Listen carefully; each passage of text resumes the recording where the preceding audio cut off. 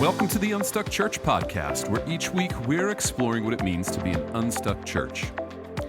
Nearly every pastor would agree that kids ministry is an important part of their church's strategy. But oftentimes we can unintentionally undermine our own efforts when we focus too much on some areas and not enough on others. On this week's podcast, Tony and Amy wrap up our series on common mistakes churches make on the weekend with a conversation about the 5 mistakes churches make when it comes to their kids ministry strategy.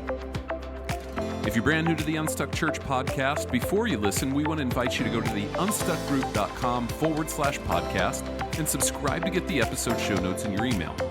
When you do, you're going to get resources to support each week's episode, including our leader conversation guide, as well as access to resources from all of our past episodes. Again, that's the unstuckgroup.com/podcast to subscribe.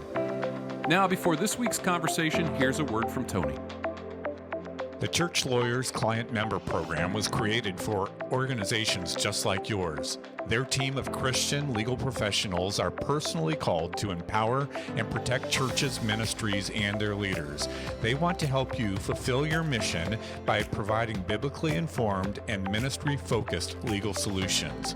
Whether it's governance, employment, litigation, or other matters, let the church lawyers walk alongside you as you navigate legal issues facing your ministry. Sign up for the Church Lawyers Client Member Program today at thechurchlawyers.com.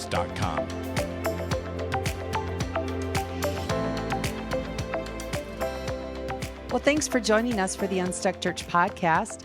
Today, we're wrapping up our series on mistakes you're making in your weekend experience. And each week, we've been talking about the 5 common mistakes we see in a church's worship experiences, the guest services, and facilities.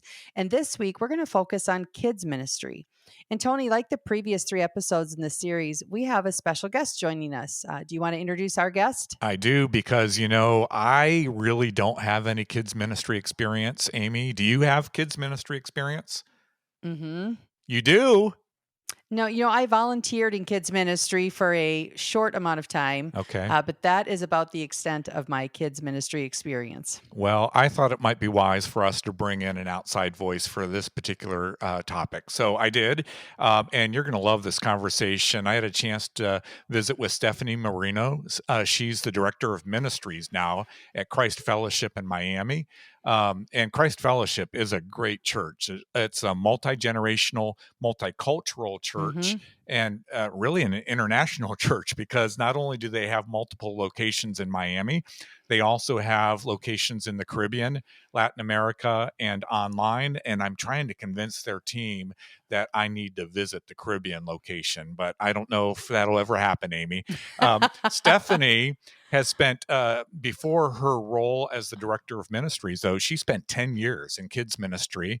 And so she comes with a wealth of experience and knowledge when it comes to how great churches are engaging ministry to young families and specifically to kids. So with that, here's my conversation with Stephanie on the 5 common mistakes we're seeing in kids ministry.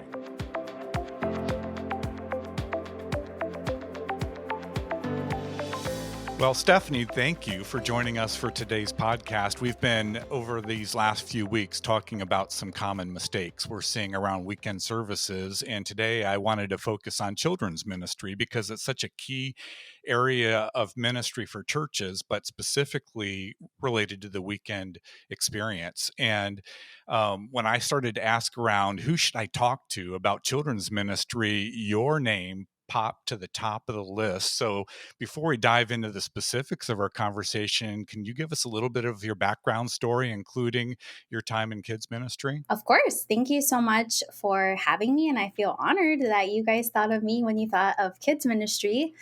Children's ministry is such a special role in our church. And I've had the privilege of being in children's ministry prior to the role that I am in now for 10 years at our church, which is Christ Fellowship in Miami. And I served in many different roles in children's ministry during my 10 years there. And now I'm currently on the executive team of our church, and I get to serve as a director of ministries. And part of my role still has children's ministry because I just couldn't let it go. It's so special to me. I love it so much that I still get to be a small part of it. So, Stephanie, I'm glad people like you are not only committed to following Jesus and serving the church and leadership, but specifically around kids ministry.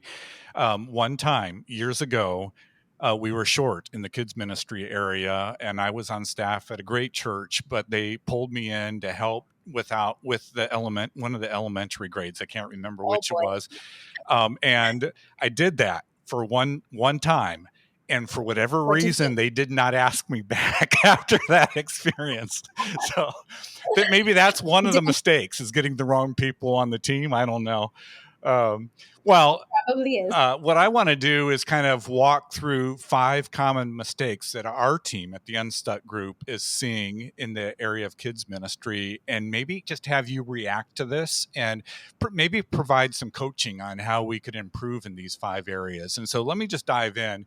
The first area that we see as a challenge for a lot of churches is that kids ministry ends up competing with adult ministries, or adults that could potentially serve in kids ministry, because it's either happening at the same time as adult Sunday school classes, as an example, on Sunday morning, or there are other kids ministries midweek, like Awana, just as one example, that Mhm. compete with the best volunteers that we need serving in kids ministry.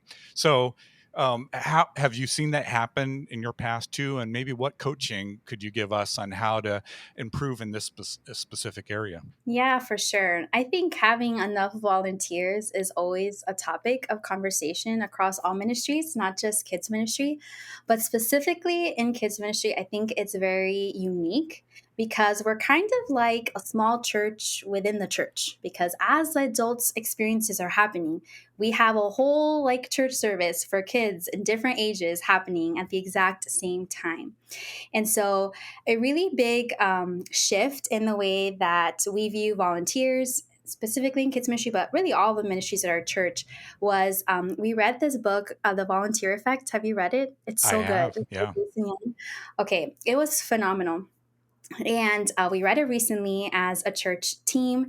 And one of the biggest things that stood out to me, Tony, was just how he focused on inviting people to the mission of our church and really focused on how everyone in our church has a very unique calling. Hmm. And one of the things that kind of like switched in all of our minds was really like there's no like limit of people in our church. Like there are tons of people in our church, and inside of them, they have a calling and a gifting that God has placed inside of them.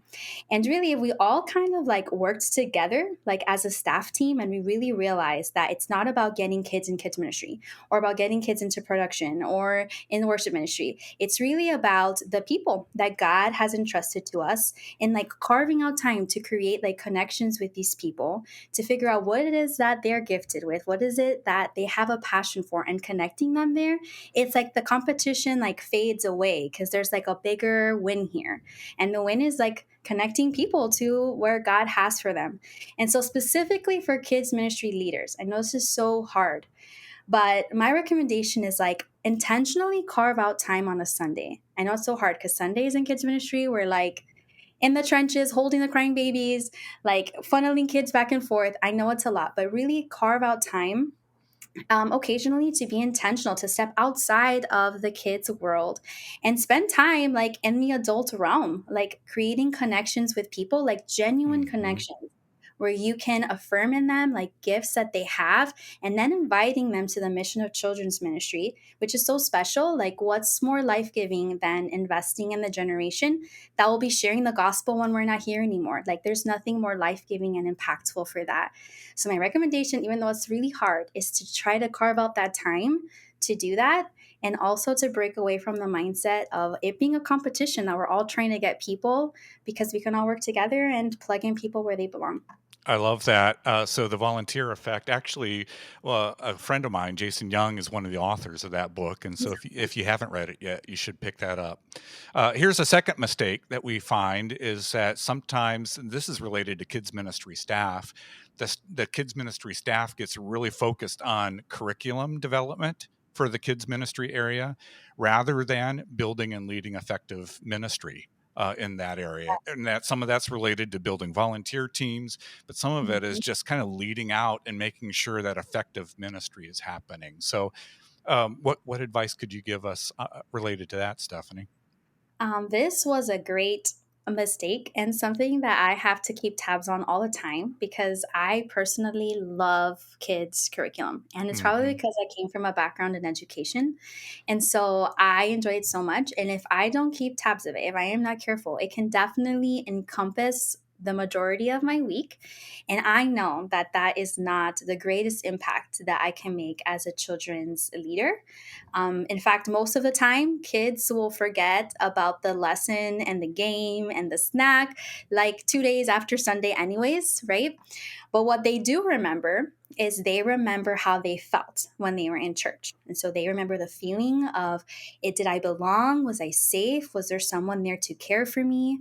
And what parents remember is, did I drop my kids off in a safe environment? Were they happy when I picked them up?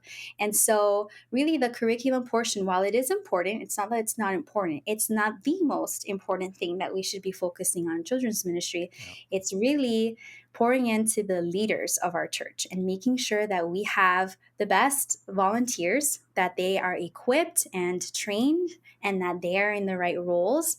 And also that relationship with the parents, because kids can't just get into a car and drive themselves to children's ministries. Even if you promise them games and candy and the most fun things, they cannot drive themselves there. Their parents are the ones that bring them. And so, really making sure that the parents have a connection, that they feel safe here, that they see our children's ministry as a valuable part of for their family. That is the biggest win. And so, really, oftentimes, I kind of do like an inventory of my calendar. Like, what am I spending the majority of my time on? And the majority of my time should be on that leadership development, on that parenting part, and a very small percentage should be on the curriculum. Maybe in your church team, some people have the ability to have like a whole kids curriculum team, which is great. But for other churches that maybe it's just one or two like kids staff team members, it's like find a curriculum that's kind of like open the box, press play and go, and spend your time on the people that God has entrusted to your ministry. That will be the biggest win for you in your time. That's good, and the reality is there are several opportunities with existing curriculum Yeah. programs out there that we can use, and they may not be perfect, 100% perfect, but they're very good, and that Mhm. will then free up your time to focus on these more important areas. So the third mistake is kind of related to that, and and we see this happen in great churches where when the church is smaller, they hire people who love kids to lead kids ministry, and then the church grows, and because of that there are more and more and more kids. And sometimes we have found, rather than focusing on the time that we're actually spending with the kids, we actually need to find staff at that point that are focused on hiring great leader or finding great leaders who can build teams and minister to kids. And so it's just kind of, as the church grows, sometimes the children's ministry leader, when the church was smaller, we need kind of that leadership to look a little bit different when the children's ministry grows.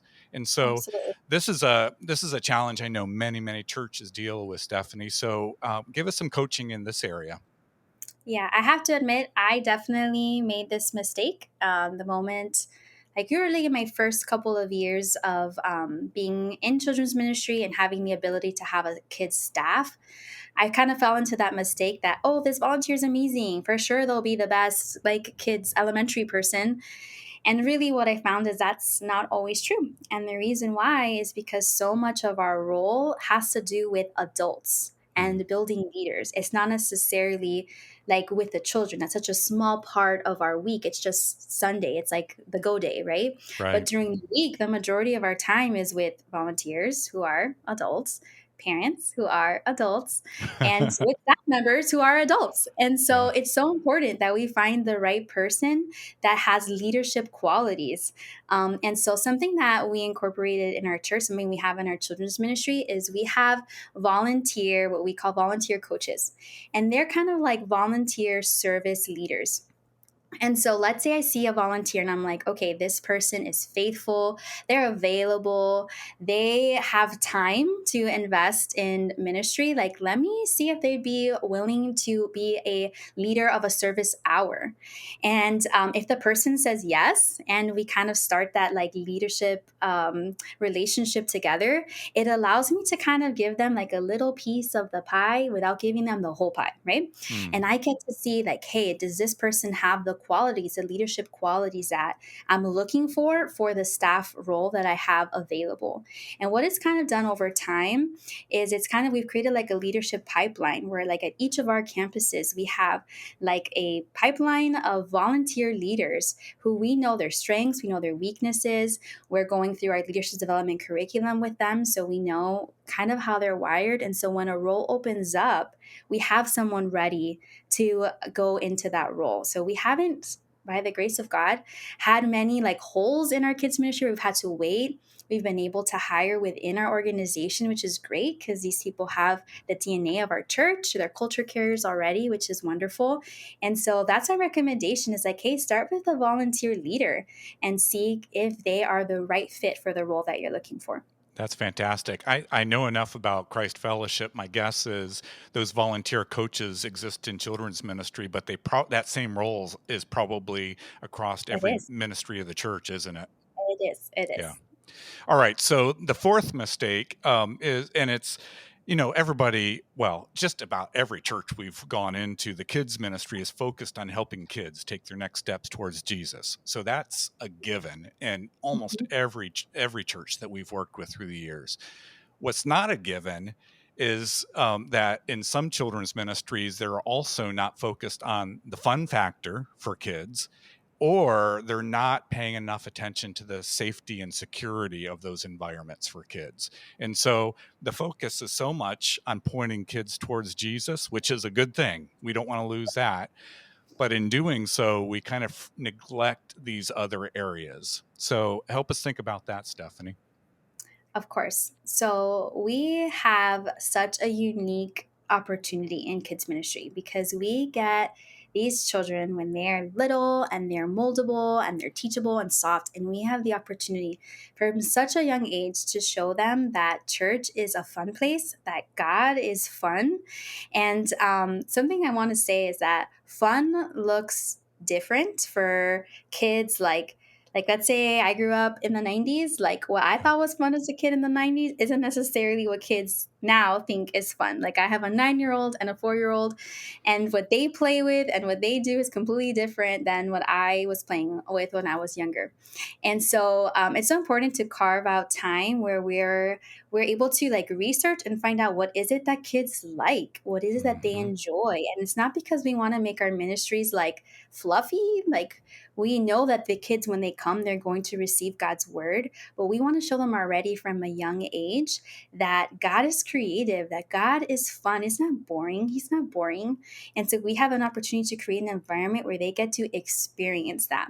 And so my recommendation is to do research, is to spend time figuring out what's fun. I know I'm so thankful that our church has poured resources into our online kids ministry. So much of kids like nowadays, they just want to be online. They're on their tablets, on their iPads, on the TV. And so we have a kids service online, and it's really awesome. It kind of feels like Disney Channel injected with Jesus. And our kids, whether they're on site or they're not here on Sundays, they get to watch that. And we've invested in it because we believe in it. We want kids to see, even from home, that there is something, a fun resource, a way that they can connect to God from home that is really fun. And so I'm really thankful for that. And then safety and security, that is a need. That is a basic need for children, for parents, what parents look for. And it's kind of like it should be a pillar in every single children's ministry because children are a very vulnerable demographic. And parents are really, they are giving us for an hour Mm-hmm. and 15 minutes their most valuable treasures. And the Lord has entrusted us with them. And so we need to be good stewards of them. And so investing in safety and security should be a priority. And I know a lot of times our mind, when we think of safety and security, our mind goes to like, oh, yeah, like we do background checks at our church. And that's not what I'm talking about. That's like the bare minimum of Hmm. safety that you can have at your church is background checks. I'm talking about investing in like policies and procedures and training your team members to identify things like abuse, for them to be aware of the danger that could be around them, and setting up your team members for success and making sure that we're creating environments where kids are safe, where there's two adults in a room, where we have bathroom policies, where as parents walk through, they can see, oh, our children's areas are monitored. Not anyone can just walk in. They have to have a badge to walk in. We match badges at pickup time. Like, we want to show parents, first and foremost, that their treasure is going to be safe with us while they're here. And also, we know that we are held, most importantly, accountable before the Lord, and what He's entrusted to us. And we want to be good stewards of our kids. And we know that all it takes is just one mistake to jeopardize so much. And it's definitely not worth it. So it's my recommendation is to pour in your resources to making sure you have a safe and secure children's area. I couldn't agree more. This is in the list of not to do related to safety and security in kids ministry. Part of our Unstuck process at the Unstuck group, we have kind of a secret shopper experience. And this was years ago, and I'm sure this church has fixed it since then. But one of the bigger guys on our team, was kind of doing the secret shopper experience, and he was concerned about the security in kids ministry. And so he decided to test it out. And not only was he able to walk into the children's ministry area without anybody stopping him, he was able to walk into one of the children's ministry rooms without Oh my, anybody saying a word to him. And then he sat down with the kids in the room my without nightmare. anybody That's my nightmare, Tony. No! But Gosh. I share that because, and I'm seeing this firsthand. My volunteer role at my church is welcoming new people to the church, and especially young families. What I've noticed time and time again is dads, when they drop off kids, I think are, just to be honest, in many cases looking for an opportunity to have a reprieve from being a parent That's true. for at least an hour. Moms, on the other hand, you can see it on their face almost every time. It's like they just want to make sure that if they're going to allow their kids to be a part of the kids ministry experience, that they're going to be safe and they're going to be secure. And I don't blame them. I mean, this is unfortunately our culture. There are just too many stories that we've experienced in recent years where the appropriate security wasn't there for kids, and as a result of that, it's become it's just, we've seen some sad stories. And so, I mean, just about every mom of every new family that walks in the door, this is going to be one of the top things that they have on their mind. All right, let's Absolutely. jump to a happier topic. Um, Yeah. and that has to do, and you mentioned it earlier, but this is again another common mistake we see with kids ministry is we're so focused to ministering to the kids that we neglect equipping parents. And so could you elaborate on that just a bit, Stephanie? Absolutely. Something that I remind our team of often is that as children's ministry leaders, we have such a small amount of time with a child while they're with us. We get max 1 hour a week, which is like unheard of because most people don't go to church every week, right? They go, what is it, once a month now is the That's new right. norm. So we get them for such a short amount of time, and parents have the majority of times with their children. And so, if we really want to make an impact in the life of a child, if we want a child to come to know the Lord, to love Him, to follow Him, our biggest win is to equip parents in order to do that.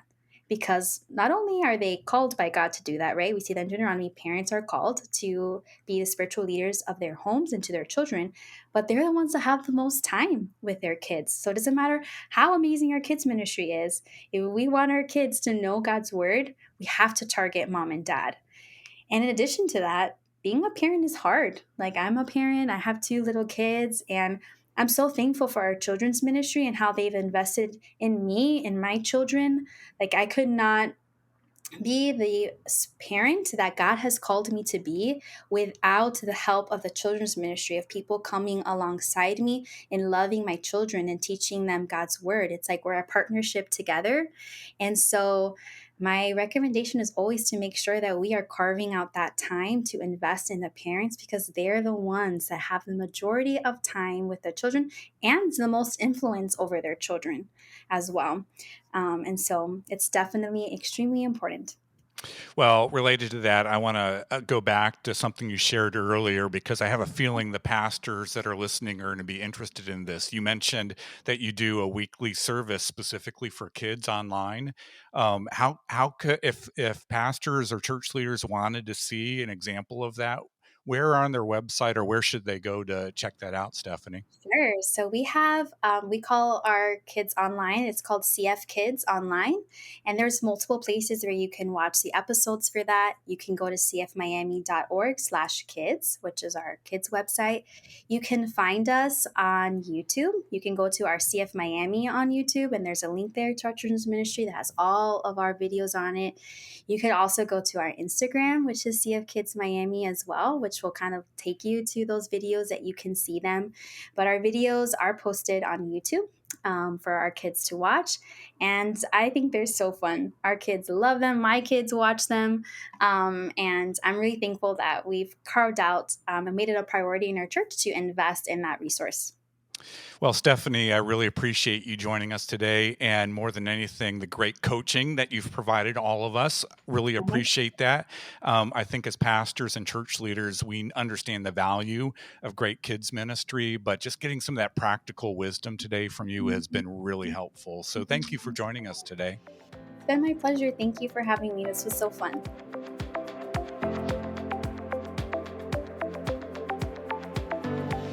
Whoa, Tony, Stephanie is a sharp leader. That was fantastic. What stood out to you from that conversation? This is the key thought that stood out to me, Amy. Stephanie said, kids will forget about the lesson, the games, the snacks, especially the goldfish, but they're going to remember how they felt. Mm-hmm. And they're going to be asking themselves questions like, did I feel like I belonged? Was I safe? Did someone care for me? And then their parents are going to remember, did I drop them off at a safe environment, and were they happy when I picked them up? And I think we tend to forget because we're so focused, obviously, on helping kids meet and follow Jesus.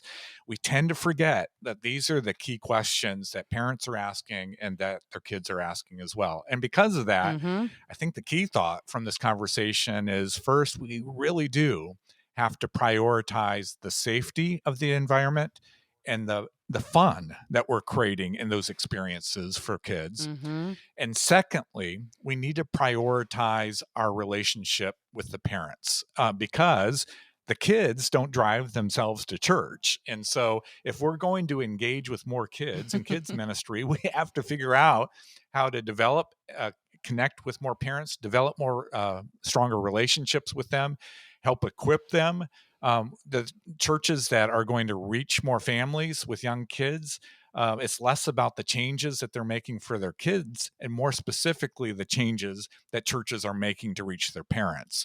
And because of that, we need to make sure the worship service is designed with young adults in mind. We need to make sure communications, facilities, the guest experience is designed with young adults in mind. And then we need to make sure the kids' environments and the kids' programming is designed and prepared for young parents to bring their kids to our churches. And if you don't have Mm-hmm. many kids in your church, it's primarily because you aren't reaching young parents. And that really needs to be the priority that you should be focusing on in this season. Yeah, as you're sharing all that, Tony, I think back to our experience, my husband and I, when we were in our late 20s with 3 kids in tow.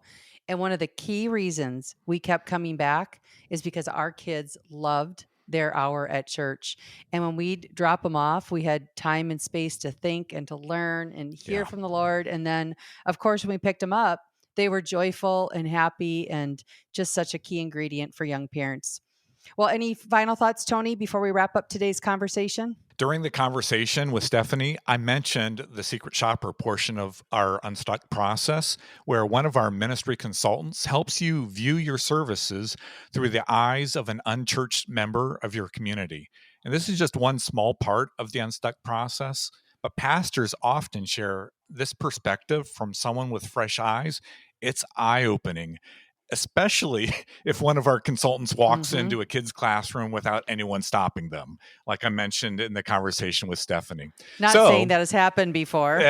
Right, that's right. But if you want to learn more about what this process looks like, you can reach out to us at theunstuckgroup.com or start a conversation at theunstuckgroup.com/start.